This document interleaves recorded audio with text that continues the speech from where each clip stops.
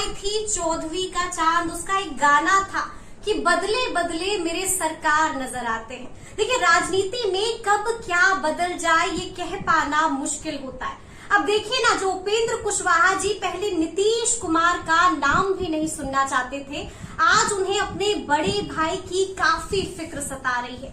साफ साफ कह दिया है कि आप महागठबंधन से जल्दी बाहर जाइए, नहीं तो आपकी सेहत पर फर्क पड़ जाएगा। तो आज हम इन्हीं तमाम मौजूओं पर चर्चा करेंगे उपेंद्र कुशवाहा जी। सबसे पहले तो बहुत शुक्रिया, बहुत धन्यवाद। तो सबसे पहले, जैसा कि मैंने शुरू में ही कहा कि आजकल लहजे बदले हुए हैं, आपको बड़े भाई की काफी फिक्र सता रही है, आपने बयान भी दिया था, तो अचानक से ये प्यार बड़े भाई के लिए कैसे कैसे उमड़ा? देखिए, आप ठीक से अगर मेरे सभी बयानों पर गौर कीजिए, आज से नहीं, बहुत पहले पीछे जाकर भी, तो कभी नीतीश जी के प्रति व्यक्तिगत रूप से मैंने गुस्सा का इजहार किया हो, कभी ऐसा नहीं था। हाँ, ठीक है, उनके कुछ पॉलिटिकल डिसीजन के खिलाफ जरूर हमने अपनी बात कही है, और लगातार जो बात हम कर रहे हैं, पहले भी कर रहे थे, जेडीयू में जब हम थे तब भी वही कर रहे थे, बीच में भी और अभी भी। व्यक्तिगत रूप से जहां तक उनसे व्यक्तिगत संबंध का मामला है, तो उसमें तो हमने जेडीयू से अलग होने के तुरंत बाद भी कहा कि अगर कभी उनको जरूरत हो व्यक्तिगत रूप से, भगवान न करे वैसी स्थिति आवे, लेकिन अगर वैसी स्थिति आती है तो ब्लड देना हो तो सबसे पहले अगली पंक्ति में नीतीश जी के लिए जाकर हम खड़ा होंगे। तो यह स्टेटमेंट हमारा आज का नहीं है, तो व्यक्तिगत संबंध के आधार पे जो स्टेटमेंट हो सकता है। आए दिन हम देख रहे हैं व्यक्तिगत रूप से वो परेशान है, परेशान दिख रहे हैं, बिल्कुल परेशान दिख रहे हैं। और सीधे तौर पे हम जहां तक नीतीश जी को जानते हैं, नीतीश जी राजनीति में ऐसी स्थिति को कभी बर्दाश्त नहीं उन्होंने किया है, लेकिन अब मजबूरी उनकी हो सकती है, झेल रहे हैं, लेकिन झेल रहे हैं नीतीश कुमार, बिल्कुल झेल रहे हैं। दम घुटन की स्थिति है। अच्छा। महागठबंधन में आज जो जिस स्थिति में नीतीश जी है, एकदम दम घुटन की स्थिति में है। लेकिन तो फिर मजबूरी क्या है? अब मजबूरी क्या है, जो डिसीजन उन्होंने ले लिया एनडीए से अलग होते हुए, अब रिवर्स भी उसका संभव नहीं है उनके लिए। और रिवर्स अगर करना ही चाहेंगे तो उनकी पार्टी के राष्ट्रीय अध्यक्ष, हमने बार बार कहा है कि जेडीयू के राष्ट्रीय अध्यक्ष कम है ललन सिंह जी, और आरजेडी के ज्यादा है। अच्छा। तो नीतीश जी अगर कुछ दूसरा भी डिसीजन लेना चाहे, जो डिसीजन आरजेडी को नहीं सूट करता हो, तो वहाँ नीतीश जी के खिलाफ ललन सिंह जी खड़ा रहेंगे आरजेडी के साथ मिलकर। अच्छा।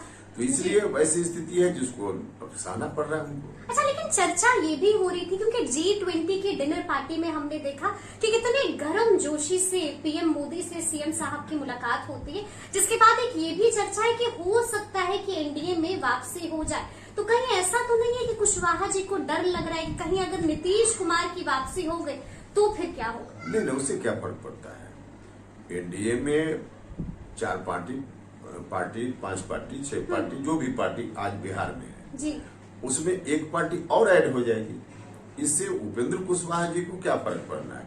हमको तो लगता है कि और एनडीए को शायद बहुत नहीं, लेकिन थोड़ा फायदा ही हो सकता है। तो आप स्वागत कर रहे हैं? देखिए, हम स्वागत करने वाले कौन होते हैं जी। एनडीए में कोई डिसीजन जब हो जाएगा जी, तब की बात है। डिसीजन से पहले हम एनडीए के सर्वे सर्वा तो है नहीं। एनडीए में सबसे बड़ी पार्टी भारतीय जनता पार्टी। जी। तो जो भी डिसीजन होता है या हो सकता है भविष्य में, तो डिसीजन के बाद ही हम इस पर कोई टिप्पणी कर सकते हैं। पहले ही हम किसी और पार्टी जो अभी एनडीए में नहीं है उसका स्वागत करने वाले हम कौन होते हैं? लेकिन आपको लग रहा है कि अगर आते हैं तो फायदा होगा एनडीए को? हमने कहा कि एक आदमी भी अगर कहीं बढ़ता है तो उसका महत्व है। तो हाँ, पहले की तरह जिस रूप में नीतीश जी थे, आरजेडी के साथ जाने का फैसला करके उन्होंने अपना कद खुद ही घटा लिया है और बहुत नीचे कर लिया है। अब वैसी परिस्थिति में उस तरह से तो फायदा नहीं होगा, लेकिन कुछ न कुछ तो फायदा होगा। अच्छा, हम लगातार देखते हैं कि आजकल ईमानदारी पर काफी सवाल उठाया जाता है। आपको क्या लगता है, छोटे भाई को क्या लगता है, बड़े भाई हैं ईमानदार, नीतीश जी हैं ईमानदार? देखिए, भ्रष्टाचार के मामला में उन पर कोई आरोप नहीं लगा है, मतलब ईमानदार है भाई साहब। उस मामला में नीतीश जी पर कोई आरोप नहीं लगा है।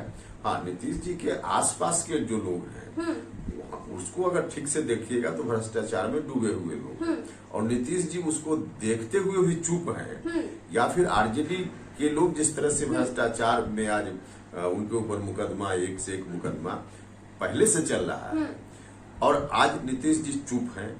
यही नीतीश कुमार जी पहले बोलते थे कि करप्शन से हम समझौता नहीं कर सकते, लेकिन आज चुप है।